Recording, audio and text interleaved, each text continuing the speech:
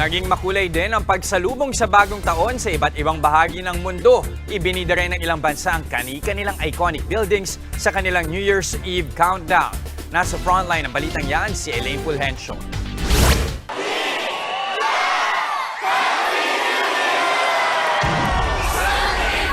Grande ang countdown ng Hong Kong sa pagpasok ng bagong taon.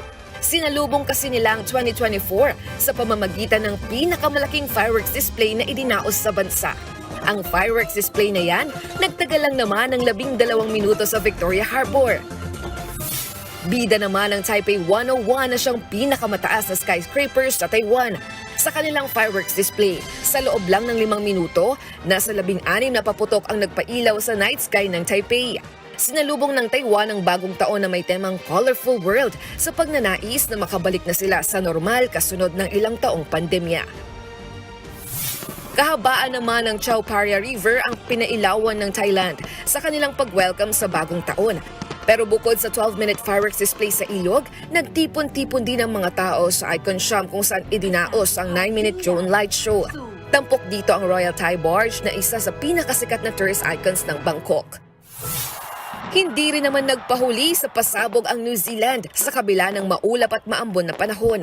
Ibinida ng Auckland ang Sky Tower sa pa-fireworks show sa New Year's countdown nito.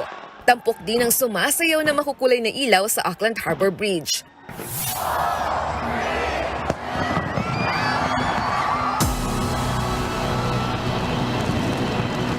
Ang Sydney Harbour Bridge naman ang nanguna sa New Year's Eve countdown sa Australia.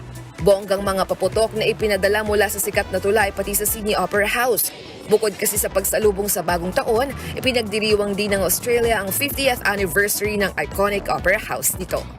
Nagbabalita mula sa Frontline, Elaine Fulgencio, News 5. Mga kapatid, Jess De Los Santos po, huwag magpahuli sa mga umaaksyong balita at napapanahong issue sa bansa.